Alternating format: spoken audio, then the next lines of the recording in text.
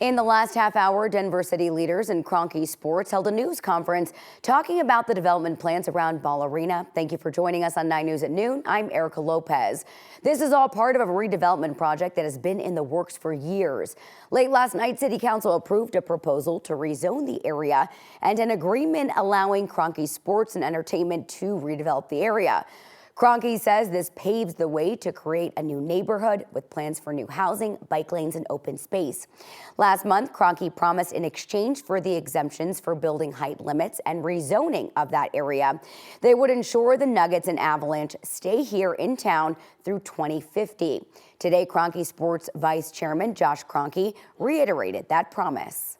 Arena, this amazing venue that brings our community together to create memories that last a lifetime, is going to remain here for a long time to come as the heart of an entirely new neighborhood built on top of what is now acres and acres of parking lots surrounding the building.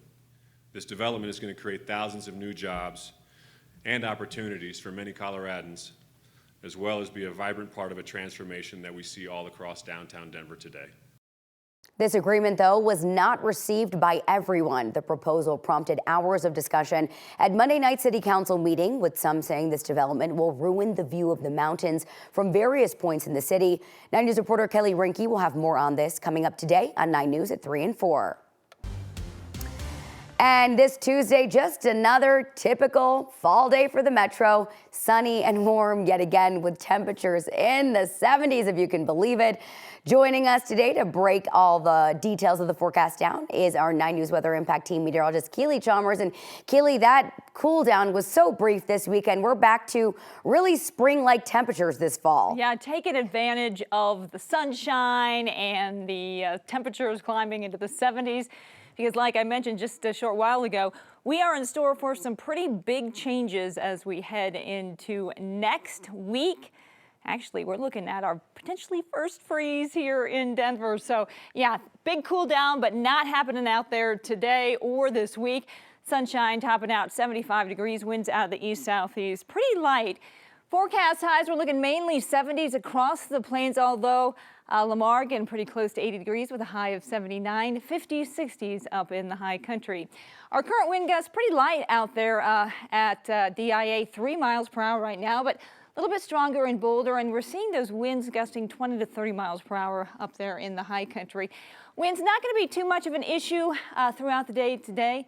Just a little bit breezy still up in the foothills and across the northern plains. So topping your weather headlines, warm and dry right on through Thursday. We do have a cold front moving through. That is going to drop those temperatures a bit on Friday, but we're still actually going to be above normal. And yes, big changes next week as we have a lot of cold air dropping down from the north, and that's going to drop those temperatures, bringing us potentially some freezing temperatures as well. We'll talk more about that and your weekend forecast before next work week coming up in just a bit. Thank you. Opening statements have been given in the trial of a teenage boy charged with killing a woman after a fender bender. Police say 32-year-old Pamela Cabriales bumped her car into another vehicle near I-25 in Colfax in February 2021. They say Remy Cordova, who was 14 years old at the time, jumped out of the other car and fired several rounds into her vehicle and killed her. Cordova is being treated as an adult. The victim's brother is hopeful that he will be convicted. There's no amount of time that can bring my sister back. There's no number. All we can hope for as a family is that he get the maximum sentence allowed by the law. The driver of that other car, Nashawn Johnson, was found guilty of second-degree murder last year. He got 35 years in prison. Cordova's trial is expected to last up to 8 days. A man has pleaded guilty to killing his brother, mother, and sister in Aurora back in December 2022. Christopher Martinez called his grandmother, saying he had a dream something bad happened to his family. Later, he admitted to killing them while he was drunk.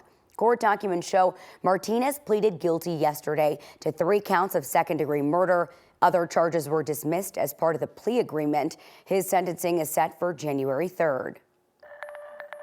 We have new details from Aurora police showing the 18-year-old man officers killed on Saturday beat his mother and threatened her with a gun. Police say they received several calls about the armed man near Jewel and Peoria, along with his mother, who was still in the apartment with him. Officers tried to communicate with him, but he would not leave that apartment. Eventually, his mother walked out. Then police say seconds later, he appeared in the doorway and fired at officers. An officer fired back, hitting him. On that evening, they knew what they were heading into. They knew they were heading into a situation where there was an armed individual who was beating somebody drastically, victimizing somebody, and victimized other peoples, and they still stepped forward when most everybody else would step back. These officers did this on behalf of the department, they did it on behalf of the community, and they did it on behalf of those victims. The teen later died at the hospital. That shooting right now is still under investigation. Accused music mogul Sean Diddy Colmes has the public support of his family as he navigates through the waves of accusations against him. His children issued a joint statement this morning expressing the devastation they felt since the sex trafficking and assault charges came down against Colmes. They said in part, quote, "We hold on to the truth, knowing it will prevail and nothing will break the strength of our family." This week, Colmes was hit with 7 new lawsuits claiming sexual assault. His attorneys say he maintains his innocence.